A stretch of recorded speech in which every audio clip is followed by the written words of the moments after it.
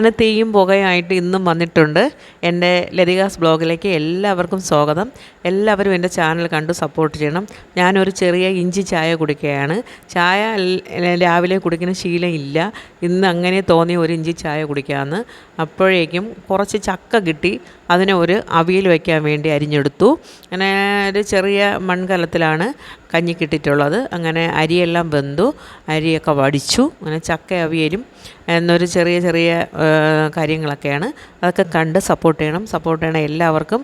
Thank you. പിന്നെ ഞാനൊരു പച്ച കീര തോരനാണ് വെക്കുന്നത്. അങ്ങനെ പച്ചക്കീര തോരൻ അവിയലിന് അരിഞ്ഞുകൊണ്ടിരിക്കുന്ന ഇടയിൽ തന്നെ പച്ചക്കീര തോരന് വേണ്ടിയൊക്കെ ഇട്ടു. അങ്ങനെ ചെറിയ അളവേ ഉള്ളൂ. അത് നമുക്ക് രണ്ടാളിനും മാത്രമായതുകൊണ്ടാണ് കുറച്ച് വയ്ക്കുന്നത്. എല്ലാവരും ഉള്ളപ്പോഴേ ഹെവി ആയിട്ടൊക്കെ വയ്ക്കുകയുള്ളൂ. 2 ദിവസം കഴിയുമ്പോൾ എല്ലാവരും വരും. അപ്പോൾ കുറച്ച് കൂടുതലൊക്കെ കാണും. അങ്ങനെ ഞാൻ ചക്ക അവിയൽ അടുപ്പിൽ വെച്ചു. ചക്ക അവിയലിന് അരച്ചു. തോരനൊക്കെ വച്ച് കഴിഞ്ഞു. അങ്ങനെ ചക്ക അവിയലിന് അമ്മിയിൽ അരച്ചെടുക്കുന്നതാണ്. കുറച്ച് വെള്ളം ഒഴിച്ചൊന്ന് ഞാൻ അടുപ്പിൽ വച്ചിട്ടുണ്ടായിരുന്നു. ഇനി കൂട്ടുവെള്ളവും കൂടി ഒഴിച്ച് ആവുമ്പം റെഡിയാവും. അങ്ങനെ അരപ്പിട്ട് കൊടുത്തു.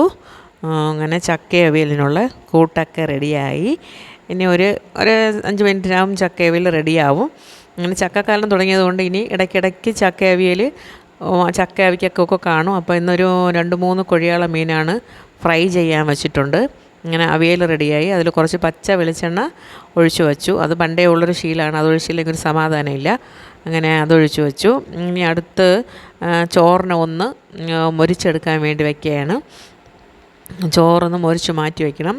അത് കഴിഞ്ഞിട്ട് രാവിലെ കാപ്പിക്ക് തക്കാളിയും ഉള്ളിയും കൂടി കറിയാണ്. വേറെ മുട്ട അങ്ങനെയൊന്നുമില്ല, വെറും ഉള്ളിക്കറിയാണ് വയ്ക്കുന്നത്. അങ്ങനെ ഉള്ളിക്കറിക്ക് വേണ്ടി ചീനച്ചട്ടി അടുപ്പിൽ വെച്ച് കുറച്ച് പച്ച വെളിച്ചെണ്ണ ഒഴിച്ചു കൊടുത്തു. അതിനുശേഷം ഉള്ളിക്കറി വയ്ക്കുന്നതാണ്. അങ്ങനെ ഉള്ളിക്കറിക്കുള്ള ഉള്ളിയും കറിവേപ്പിലയും എല്ലാം ഇട്ടു. ഇനി ഒരു സവാളയും പച്ചമുളകും ഒന്ന് അരിഞ്ഞെടുക്കണം. അതിൻ്റെ കൂടെ ചേർക്കാനാണ്. അത് കുറച്ചൊന്ന് വാടിയതിന് ശേഷമാണ് ഇത് ചേർത്ത് കൊടുക്കുന്നത്. അങ്ങനെ എല്ലാവരും എൻ്റെ ചാനൽ കാണുകയും സപ്പോർട്ട് ചെയ്യുകയൊക്കെ ചെയ്യണം. എല്ലാവർക്കും വളരെയധികം താങ്ക്സ്. എല്ലാവരും സുഖമായിരിക്കണമെന്ന് വിശ്വസിക്കുന്നു. എൻ്റെ ഇവിടെയുള്ള കുറേ ഫ്രണ്ട്സുണ്ട്. എന്നോട് പറയും, രാവിലെ കഴിക്കുമ്പോൾ എല്ലാവരും സുഖമായിരിക്കണമെന്ന് പറയും. അങ്ങനെ ഞാൻ ഇതിൻ്റെ ഇടയിൽ കൂടെ ഒരു ചെറിയ പുളിങ്കറി വെച്ചിട്ടുണ്ടായിരുന്നു. അങ്ങനെ ഉള്ളിക്കറി വെച്ച് മാറ്റി പുളിങ്കറിയും വെച്ചു. എന്നെ മീൻ നേരത്തെ പുരട്ടി വെച്ചിട്ടുണ്ടായിരുന്നു. ഇന്ന് മീൻ കറിയില്ല, മീൻ ഫ്രൈ മാത്രമേ ഉള്ളൂ.